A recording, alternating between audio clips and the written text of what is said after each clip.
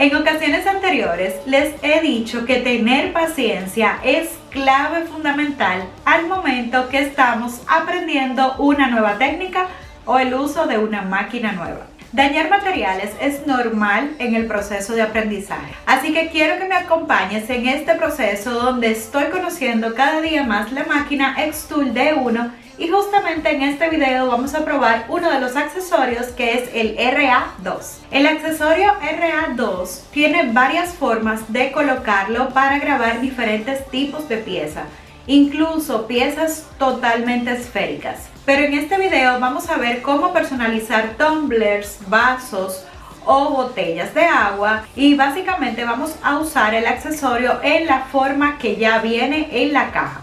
Simplemente debemos conectarlo a la máquina y enviar el diseño a grabar. El RA2 es posible colocarlo en distintas formas, debido a que podemos colocarlo vertical, horizontal, en fin, como nosotros decidamos colocarlo va a depender de cómo enviemos el diseño a la máquina, pero ya te voy a explicar con todos los ejemplos. Pero antes de continuar, quiero mostrarte la distancia que debes darle al objeto al momento de enviarlo a la máquina a grabar. Sucede que si tiene una distancia muy alta, puede ser que el láser no llegue y no se grabe ningún diseño.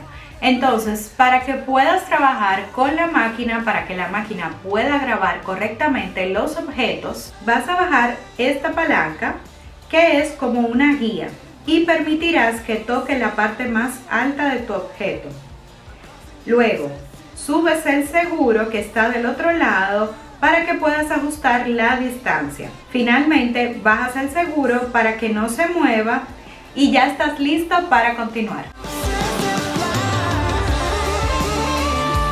LaserBox es el programa que utilizamos para manejar la máquina Xtool D1. La medida de diseño con la que trabajamos allí es milímetros.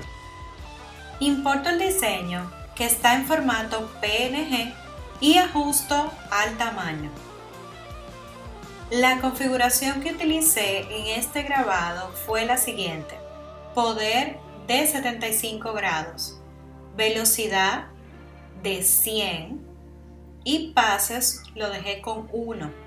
Entonces, en el modo de imagen voy a dejarla gris, pero las líneas por centímetros las subí a 120. Igual que la nitidez, también la subí a 100%.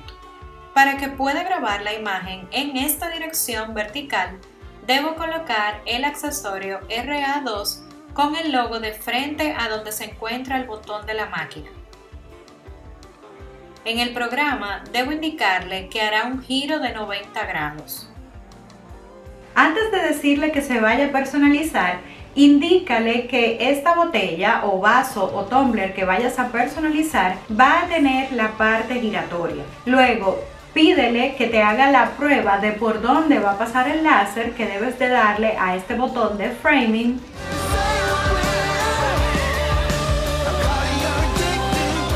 Y ya que estés a gusto con el lugar donde va a personalizar, entonces sí le das a comenzar.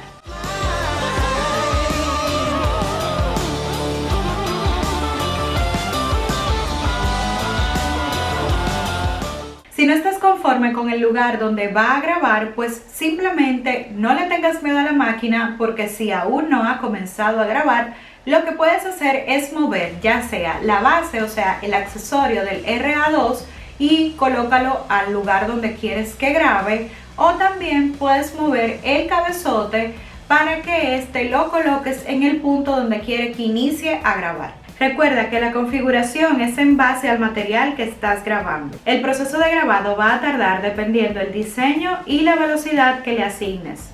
Es importante mantener la seguridad, así que usa tus gafas protectoras. Ahora, cuando quieres grabar un texto que quede de forma vertical en una botella, harás lo siguiente.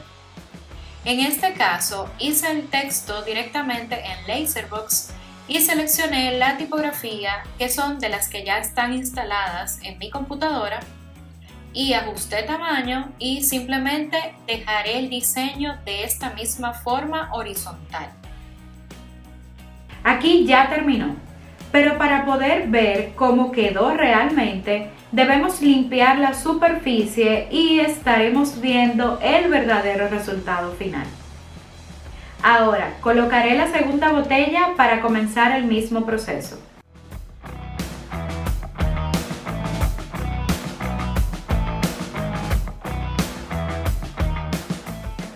Ya vimos cómo realizamos esta botella personalizada. Utilizamos la parte giratoria para que el nombre pueda verse por completo.